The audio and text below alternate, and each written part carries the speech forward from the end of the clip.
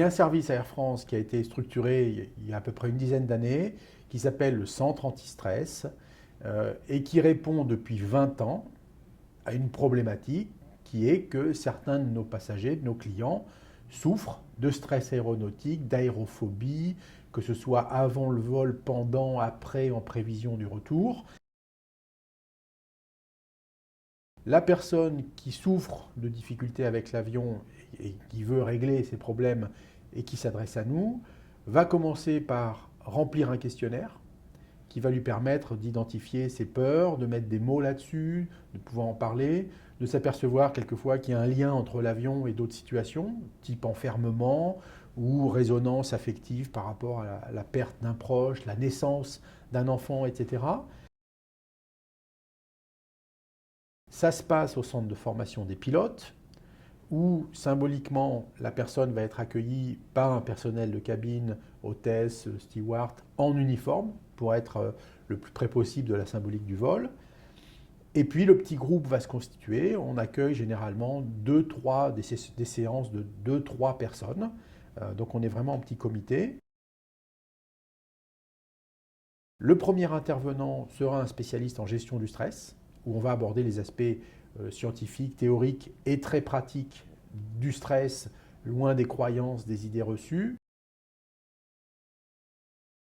Le personnel de cabine qui les a accueillis va leur parler de son métier, côté coulisses, à quoi je sers dans un avion au-delà de ce que vous voyez derrière l'uniforme, derrière le service qu'on vous propose.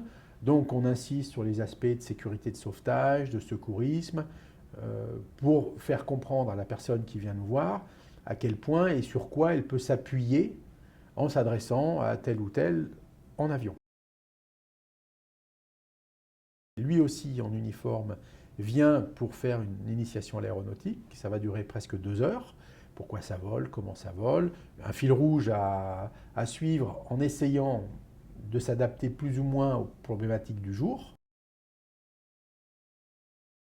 On va scénariser la séance avec d'abord une mise en situation pour débriefer, décoder correctement des situations normales, un roulage, un décollage, une mise en poussée, une phase de croisière, une descente, un atterrissage, un tour de piste.